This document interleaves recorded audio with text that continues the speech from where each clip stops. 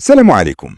تحذير مهم للمؤسسات والشركات اللي مازال كتخدم ويندوز 10 انتربرايز LTSC 2021.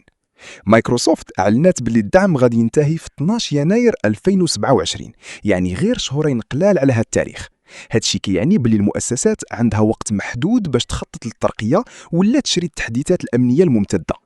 ويندوز 10 العادي دعمه سال في أكتوبر 2025، ولكن LTSC كان مازال كيستقبل التحديثات بفضل الدورة الطويلة ديالو. ولكن من بعد 12 يناير 2027 ما فيش تحديثات أمنية ولا إصلاحات ولا دعم تقني. الأجهزة غادي تبقى كتخدم، ولكن غادي تولي عرضة للتهديدات الجديدة. مايكروسوفت كتنصح بالترقية لويندوز 11 انتربرايز LTSC 2024. للمؤسسات اللي ما غاديش تقدر تكمل الترحيل قبل يناير 2027 كاين خيار شراء Extended Security Updates ESU.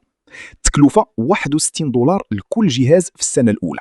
تخفيض 25% للمؤسسات اللي كتستعمل حلول التحديث السحابية من مايكروسوفت، يعني $45 للجهاز.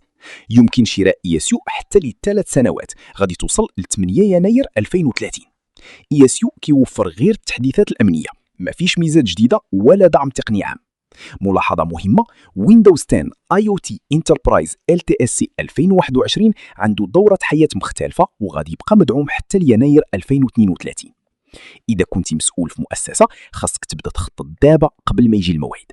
شكرا على المشاهدة.